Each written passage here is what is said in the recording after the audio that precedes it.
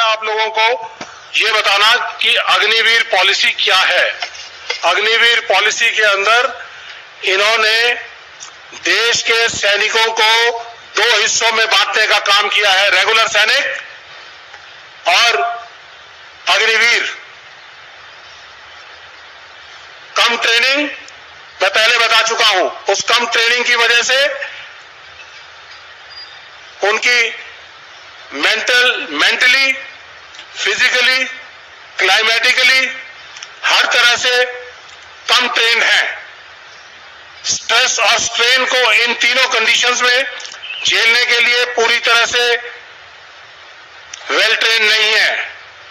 तो इसलिए हमें आने वाले समय में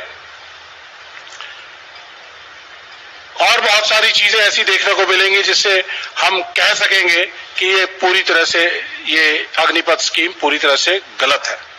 इस अग्निपथ स्कीम के अंदर एडीजीपीआई ने बड़े कन्वीनियंट तरीके से ये तो बता दिया कि क्या देंगे और उनकी बी टीम ने बता दिया क्या देंगे, लेकिन राहुल जी की जो सवाल, बुनियादी सवाल थे, ना उसको फैसिलिटीज, ना पेंशन, ना ग्रेच्युटी, उसके बारे में जवाब नहीं दिया। मैं आपको बताना चाहूंगा, पॉलिसी लेटर है ये, टर्म्स एंड कंडीशंस। जहां कहीं पे ये लोग फंसते हैं तो हमेशा टर्म्स एंड कंडीशंस की बात करते हैं। एसी एनवायरनमेंट में बैठकर पॉलिसी बनाना बड़ा आसान है, लेकिन मैं इन हुक्मरानों से पूछना चाहता हूं कि क्या आपने अपने बच्चे भेजे फौज में देश की सरहदों को महफूज रखने के लिए?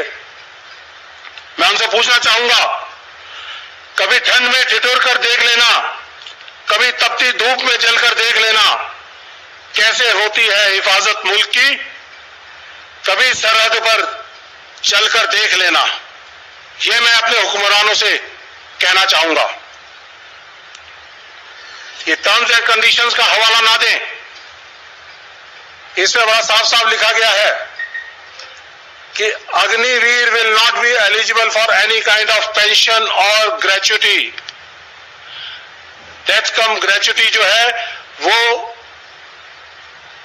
शहीद होने के बाद या अपने कार्यकाल को पूरा करने के बाद एक लिमिट सेट की जाती है कि जो भी उसको मंथली पेंशन मिलती है उसका